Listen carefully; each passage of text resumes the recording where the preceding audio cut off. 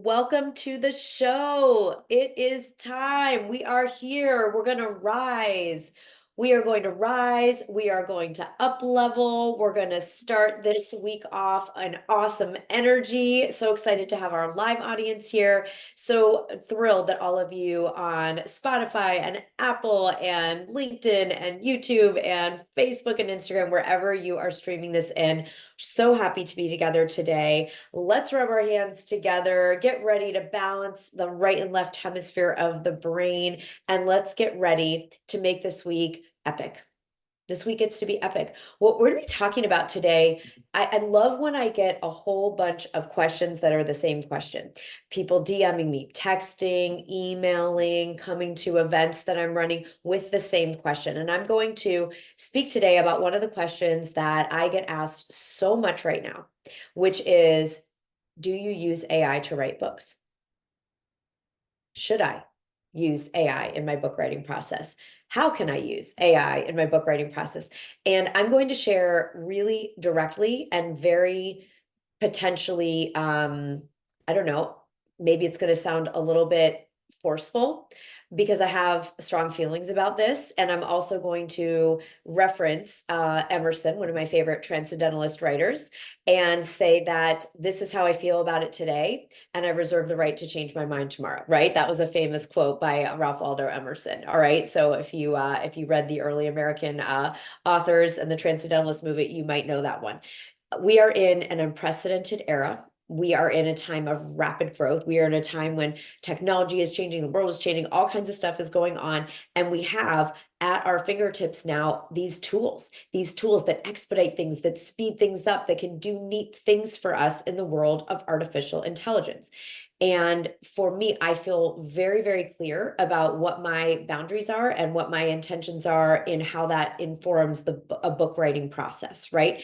So I'm really interested to have this conversation, and I'm interested to hear from all of you, and then message us, and you can let us know, kind of what you think about this. And I'm gonna share with some, some examples and some caveats. So our topic today is, should we, do we, how can we use artificial intelligence in the book writing process? And what I'm really, really, really clear on to start this conversation is where I won't use it. And that is to do any of the actual writing of the book itself. That's my personal choice. And I'll share my reasons why so that you can explore if that's a personal choice for you. Where I do like to use, I'm going to share with you where I do like to use AI, which is in research, which is in helping me find potential people to reach out to for book endorsements, and generating spreadsheets of other thought leaders in my space. There's all kinds of ways that I like to use it. Your way doesn't need to be my way, but I want us to have a frank conversation about this because it's a question that's on so many people's minds. All right. So here's why I've made my choice for now, anyway, until anything would change, to not use AI to do any of my actual writing of the manuscripts for me. And that includes, I don't even have AI write emails for me, or blog posts or articles or any of that stuff. And you might think, wow, that's really backwards. That's a terrible idea, Sarah. Why aren't you getting with the program? And the most important reason why, to me, there are others, but the most important reason why for me is that AI does not have your essence, your soul, and your voice. And there is a neutering of voice that goes on. And we had a huge conversation with our writing coaches last week about this, and probably bring them on for maybe a part two if people are interested to get a few different, ideas. But the artificial intelligence does not have your unique voice, is so singular. Your unique storytelling, your unique point of view, your unique way of doing things is absolutely singular. It can exist in no other time in history and no other place on the planet than you. And if you let artificial intelligence, even if you kind of say your topic and have it, put in a podcast episode to kind of get your voice and you train it and all these things, I do feel that there is a disconnect that will happen between you and your reader. And if what people need right now more than anything in the world, if you've been training with us in the boot camps and different things that we've been doing, you know that right now more than any other time in recent history in 2024, that people need relevancy, they need intimacy, they need trust, and they need proof. And to put a barrier of something going in between your spirit, your soul, your voice, and the person receiving your writing, you can think, oh, it doesn't make that big a difference. It sounds kind of like me. And there are people who are really good at the prompts and training the AI. And I'm not saying I'm right. And I'm not saying that, you know, this needs to be your answer. And I'm not saying that there aren't people that have trained their AI to absolutely nail their voice. But I haven't seen it myself go to the level that matters to me about the soul connection that I want to make. It just it takes you out of your voice. It takes a lot of you out of the piece of writing. Like I said, if you are, you know, research, you're doing other things, I love it. I love it. I love how fast it is. I love how awesome. I love so many things and use it for those things. But I do not have it right because, and something we're seeing in our collective practice, because we have this, of course, amazing team of you know, writing coaches and editors that work with our clients in Thought Leader Academy, is that the best writing always, always, always comes through your voice. Even if you don't feel like you're a trained writer, like that's all learnable skills, right? And yes, if you want AI to fix punctuation and be a proofreader, or you want AI to give you the research points, and you want AI to go out and collect something you would have had to pay a research assistant or take hours of your time to say, what are the top studies and stats and graphics and news stories on my topic? Yes, yes, yes, do that. Do it immediately. Do it today. Do it before you go to bed. But if you're coming to me to ask, you know, can I have it right? Should I have it right in my book? I don't believe in shoulds, but I wouldn't do it. I don't do it. And I don't do it most importantly because of the neutering and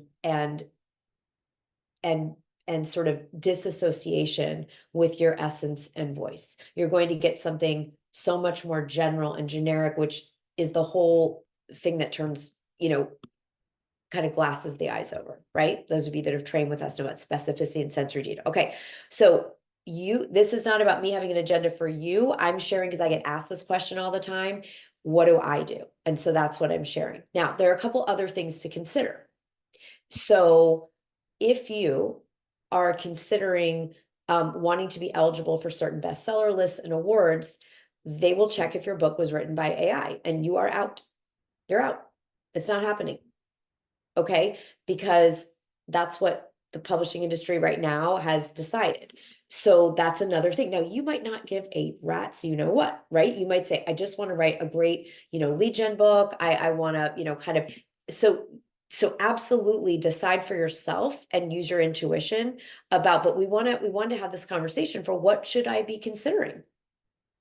What is good for me to consider around this topic? What would I lose if I have the beautiful gift of something just writing this thing for me, right?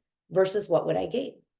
And I would much rather use all the other cool hacks that we have at our disposal, which I'll share with you now, to expedite your writing process, but you're still writing your book. Now, if you're working with a ghostwriter that's like coming and interviewing you and learning your voice and whatever, that's a different situation. But I'm talking right now about ChatGPT and other things where it's like, oh, wouldn't that be great if it just, yeah, it would be great. The other issue is you are not connected to the material and that book or that article or that whatever in that deep soulful way. So the other way I see it backfiring on people, just people that have called me and said, oh, I kind of wish I didn't do it this way, is because then you go out to talk about your book, read from your book, do events on your book, do things, and you're not intimate with that material. I don't mean you don't know your stuff. I just mean like you are not necessarily, depending on how much AI a person uses to write it, you are not fully embodied with that work in the same way that you are when you sat there and wrote it. Now, I'm going to give you some shortcuts. I'm not going to leave you all hanging and say like, let's just, you know, pretend this isn't happening and there's no AI, but I want you to think about, are is having true intimacy, connection, trust, and proof with my person reading this important to me, right? You don't have to compare to what I'm deciding. I want you to ask yourself that question. And they want you to ask, are literary awards important to me? They may or may not be. Some of us they are, some of us they aren't. Do I want to be eligible for all bestseller lists or to be eligible in all, different, some bookstore owners won't have books written by AI. You have all kinds of things that you get to consider. So what's important to you? That's all that matters, is what's important to you. And we can still benefit and massively expedite the writing process in huge ways by using AI, but just not for the actual, creation of it itself. So what can that look like? Let's have some good news about this. If you're like feeling bummed out, this conversation is bumming you out, I'm gonna have some good news for you. Well, the first is you can use Otter AI or a transcription app, or Word, Microsoft Word has it now. And you can be, those of you that, have trained with me, this, you can be on the treadmill, driving in your car, doing all kinds of things, and you can be dictating your book. So it is in your voice. You are intimate. You are drawing out your unique stories. You are drawing your methodology, and you are dictating that piece of work, right? Then it gets put by the AI into a written form. And if you don't want to clean that all up, I'm still experimenting with this, but you can try to put it into, I'd say, take out the time tags and put the right punctuation, put this into book manuscript, don't change the word, but format this. Don't say, revise it, but format this with correct grammar and all of that kind of thing. That's all going to evolve. Those things will be available to us. Well, think how expedited this is. Now you've been on a walk and you've created a chapter that's all gotten cleaned up for you, and you're wonderful, right? Now, there are people who are very concerned about anything you put through the AI not being safe and confidential. The apps say it is, and people feel concerned that it's not. So you got to decide. I don't do that step. I do the Otter AI when I voice it, and then I email it to myself and I clean it up, right? So yet I love this. Amy in our audience today is saying the writing of your book has provided you with some of the greatest personal insights as to how you work, up-leveled how you do your work, and the personal victory. Yes, thank you, Amy. That is exactly right. The problem is if we have a robot do it, we haven't learned anything. Most of our clients that come in Thought Leader Academy, many of them have been working in their craft as an expert for quite some time. And still, when they write the book, they reach a level of mastery and confidence and a level of incredible breakthrough in terms of them going out and being visible and taking on bigger stages and going out for bigger strategic partnerships because they feel more masterful in the work. None of that happens if we farm this out. That doesn't happen. So it's just something to consider. How important is mastery to me? How important is that singular voice connection, intimacy with reader? How important are awards or bestseller lists or, different publishing things? If any of those are important, then you may want to consider, yes, using the AI for research. Yes, using the AI to do transcription and voice it. Yes, using the AI, if there's formatting things that it can do. Yes, using the AI. You know what's fun? You could use the AI and say, here's a bit about my book. Write an awesome New York Times best-selling book cover description and see what it comes up with. And then riff on that. That's great. That's a description of your book. It's a synopsis. That's not where your unique voice, that could be cool. Write 15 sample book endorsements for a book about this and use your words. And then reach out to people and say, hey, I've kind of already written an endorsement for you if it matches. You know what I mean? Like there's all kinds of things. There's all kinds of things that you can use to let it expedite your process. But what I'm a stand for is your reader getting you. And so not particularly removing that particular piece. The other stuff, beautiful, wonderful. Here's another great one. What are the top 10 best-selling books on my topic? And you insert your topic. And what is great about them, what's not good, what are the reviews that are good. That's amazing thing to do. Then it helps your marketing messaging for your book. What's not been covered already? What are they missing? That's a great thing that you don't have to go research. Use it for that. So there's all kinds of ways we can jump on this exciting train and explore and have it move us forward for our marketing, our visibility. You all know I've done a whole demo on going on and asking it to what are 100 podcasts that would be good for me to go on as the author of this book talking about these things. Please generate the names, the contact information, the, like that's great. Use it for that. And then take a half hour and, dictate or write your next section of your book, right? So these are the things we want to consider. I'm so glad that so many of you have asked this question. I'm so glad to be having this conversation. I'm interested to hear, you may violently disagree with me, you may agree, you might agree on some things or not the others, but we want to really know what we're giving up if we choose to make that trade. Or do we want to use all this technology and all these wonderful advancements to do the pieces around it and still do our own writing? That's just, again, that's the choice I'm making for today. Okay. So that's the answer, right? That's why we've gotten all these questions. We're like, I'm going to answer that today on this episode. And now I want to shift gears and talk about the week ahead. There are so many people in the world right now who are in a holding pattern. They are waiting. And we can point to all the reasons. People are holding and waiting till after a certain date in November, depending on where you live in the world. They're holding and waiting on things in the economy, things in the world. And what's really interesting is there is an immediate relief, right? There's an immediate relief about, oh, what, like just those of you that are streaming live, joining in live, what's the payoff to waiting? Like, what's the real payoff? Like when you just say, oh, I'm not going to deal with anything or make any decisions or move anything forward or take action until X could be anything. It could be something personal in your life, until I move, until my kid does this, until this happens, until I make this amount of money, or it could be external, an election, an economic change, whatever it is, right? So, but what's the payoff? Think about it for yourself. What's the payoff to that mentality? I'm going to wait until fill in the blank. You pick something that you wait for until you're ready to take an action, make an investment, move forward.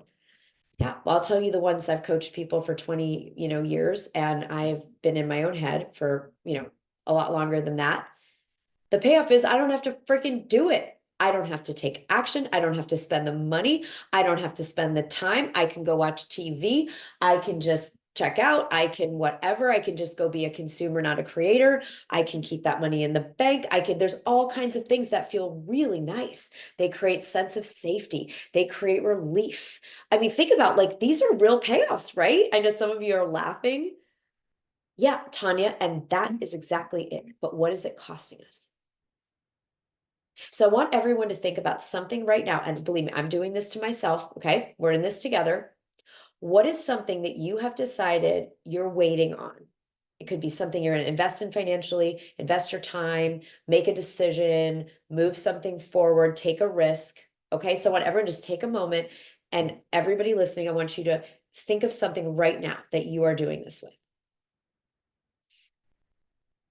Let's all conjure that up.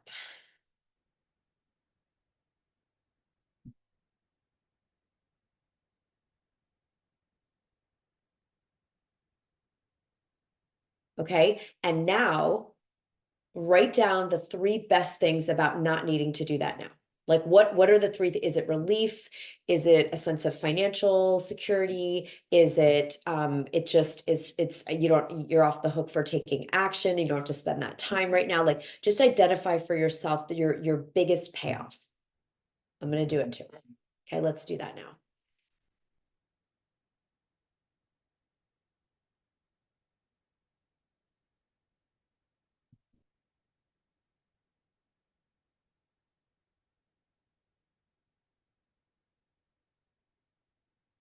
All right. You've got a payoff. There's always a payoff. If we haven't taken action on something, it's because there's a payoff. It's usually a payoff that's pretty nice, pretty juicy, pretty wonderful. Safety, relief, like just the freedom from not having to take a risk, risking whether that's rejection or judgment or failure or whatever it is we think could happen, right? Big payoffs. Now, I want us to all really honestly, with total love, no judgment, what is it costing? What is it costing you to not move forward on this thing? Okay, let's all just journal on that for a minute. All right.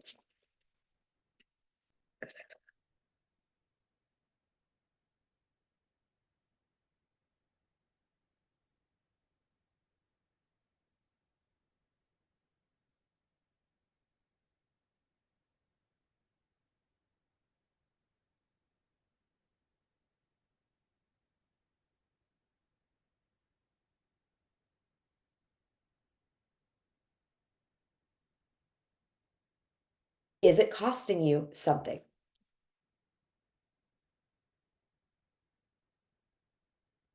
And when psychologists study the science of, these choices and our motivations and behaviors and different things like this, often we underestimate the cost and we overinflate the payoff, meaning this relief I feel, this I don't have to risk this right now, I don't have to spend this money right now, I don't have to, put in the time or face the fact that I don't feel like I'm good enough, and all the feelings that come, or the imposter syndrome, or the gremlins that could come by moving this forward. What's really interesting is we think, first of all, we think those payoffs are maybe more beneficial than the costs, right? And so there's a bit of a distortion. And then the thing that we rarely let ourselves fully recognize is that by not doing it and giving ourselves this, I'll do it when, we're not actually maintaining where we are, we're regressing.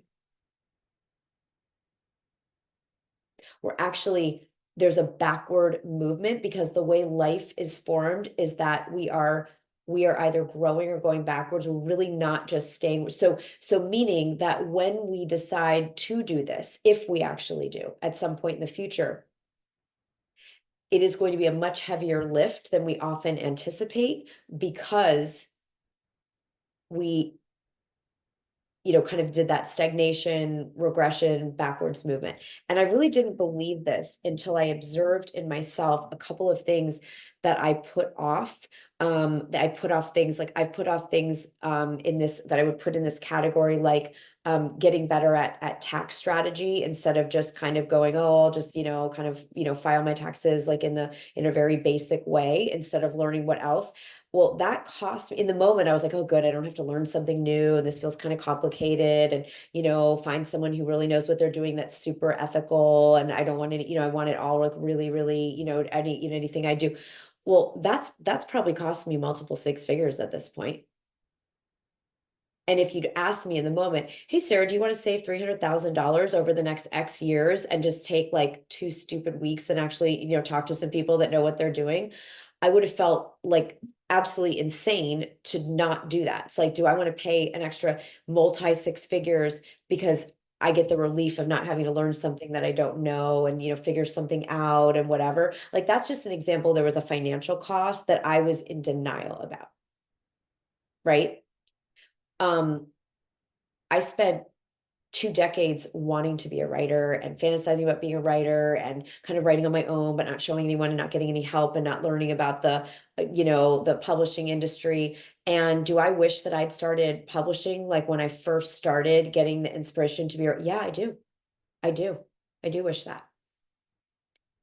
But in the moment, I didn't have to face the fact that I didn't think I was good enough, and I didn't have to face the imposter syndrome. I didn't have to face that I would probably need to spend money to get, guidance and support and help to do that. And so it felt like relief. And so I just want to be really real here about, these are things. You all have your versions of these, perhaps, if you have been someone like me who, yeah, I've actioned a lot of things in my life, but I also delayed a lot of things that in retrospect would have been so much more advantageous for myself, my family, my finances, my sense of purpose, my sense of contribution, my legacy, impacting people, so many things that I do value, right? So where we want to take this to kind of pull it all right is not in some way to be like hard on ourselves or, be taskmasters and all this kind of thing. What we want to do is just say, is the cost worth it? And is the payoff actually as big of a payoff as I think? Is it aligned with my values?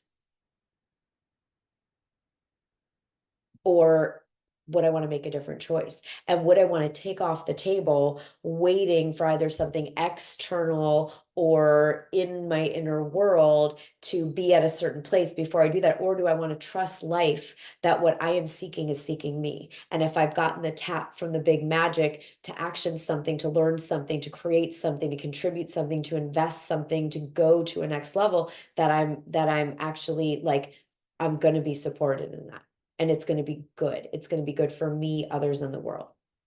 Right. So I'm interested, Tanya in our audience today is saying, if we wait until the timing is perfect, the time is never. It's never going to be the right time for most things in our life. It's never going to be when everything falls in, or the money's all lined up, or the time is all lined up, or the energy is all lined up. It's very rarely going to feel like that. And so then it's just like, ooh, what if I flipped this and I wasn't waiting? So what I want to leave you with is something fun. I hope this will feel fun, which is, what if, just don't get into like, am I deciding this, not deciding this right now? But what if you took that thing? This is what I want us to give us as our homework. All right. We took that thing that you've maybe hesitated on, of, put some marker internally or externally around not doing, and said, what if I did do it now? What if I did it now? What if I actually said, this week, I'm going to move this forward right now, whatever that next step is, what it is. And then journal and free write and meditate on what could happen. What would happen in the way I feel, my self-esteem, my being, my confidence, my purpose, my impact on others, my finances, my health, my longevity, let's just, because we could be doing this around health stuff. We could do around creative things. We can do it around all kinds of things, right? What could happen if I actioned this now? What could happen? Right? And so, yeah, we decide. And then what could possibly happen if this really worked out and I went for this now? What would that change between now and the end of the year? And then I want you to write on what could change between now and the coming year in 2025. The decisions we make right now will determine our destiny for next year. Right now. Isn't that cool? And so that's what gets me off of my waiting, is to say, what kind of a year do I want to have next year? Do I want to pay it forward? There's a hysterical, I think it's Jerry Seinfeld does a great comedy routine on this, where he's talking about making decisions, like he's, talking about someone out, like making decisions about, going out and drinking or partying or whatever. And, people are like, oh, how are you going to feel in the morning? He's like, well, that's future Jerry's problem. Like that's future Jerry's going to deal with that hangover or that lack of sleep or that bad decision or whatever it was. But, like, this is nighttime Jerry. I'm just like, woo, he was just, doing this bit on it. Right. But while that's funny and hilarious, it's like, I want to pay something good forward to me in 2025. Like, I want to have an epic fourth quarter of this year. And that means me here in the middle of September making some decisions. So there's a decision. We worked on this in our boot camp on Saturday. We talked about decision making and 5 ways to make a powerful decision. And if you weren't at the boot camp and you want that recording, just DM me decision. And yeah, we got Amy Day. Amy Day's our resident decision guru, right? So what could happen? What if you did do it now? And there's something that I worked on over the weekend that I got clear is a yes. And I keep wanting to put it off for all the reasons, right? For all the reasons, because there's finances involved, there's time involved, there's the, other people are going to see what I'm doing involved. There's all the different things, right? So there's all the reasons, there's the payoffs. But if I really say, what do I want to set myself up for between now and the end of the year? I might have to do a whole workshop on this, and you can actually message me if you want this, because I'm really considering it. How, if you do this now and do some visioning on what you see for the next 1 to 3 years, what'll happen is life will bring you the opportunity to do it in the next 3 months. Last year, this happened for me. I thought the thing that was my 2024 plan, all of a sudden I got really clear on it around September, early October. And so many things came together in the fourth quarter that I'd actually executed everything I thought I was going to do in 2024. I got to come up with a whole new thing. How fun. Who would like that? Who would like to have an experience where you move yourself that far forward between now and the end of the year that you have to come up with a whole new plan for 2025? Okay. So if you all want a workshop on that, then you please message us and just say, yeah, year. Okay. Because I'm feeling fired up about this, especially being in it right now. Okay, good. So we're getting a lot of yeses. All right. So we're going to do something on that because it's so incredibly powerful. It's so incredibly powerful to take ownership of our destiny and do it now. All right. So that's going to happen. We will get with the team and figure out when we're going to do it. And we will make that available to you all. Who's going to have an epic week based on this? We have two things to think about. How are we using AI? And part two, just because it was so up for me and my own process that I wanted to bring it in today. What have you been putting off and waiting on, if anything? You might not be, but if anything, that you have made an external or internal, condition. I'll do it when, and what would be possible for you if you actually did it now. And that will lead you in the energy to go into this workshop that we'll do together on making your next year plan your fourth quarter. And then that's how you're going to make a 10x jump in 2025. All right. I love it. I love it. Yeah, I know the 12-week year, some of you have worked with that's a little bit like that. But again, we've got a more feminine, we've got a more flow, we've got a more creative energy, but I love it. The sentiment is so powerful. All right, you guys are awesome. I'm so excited. I will see those of you in Viral Visibility. I will see you later today. I'll see Thought Leader Academy tomorrow, if not before. Those of you that are just joining us, you're going to be onboarding, so don't worry about any of that stuff. We will have a special path for you, and you'll get all the details on that. And let's rock it out this week. All right, let's go for it. Let's play big. Let's make it an epic week and go make a contribution in our own lives and in the lives of the world. We got this. I'll see you guys later. Bye.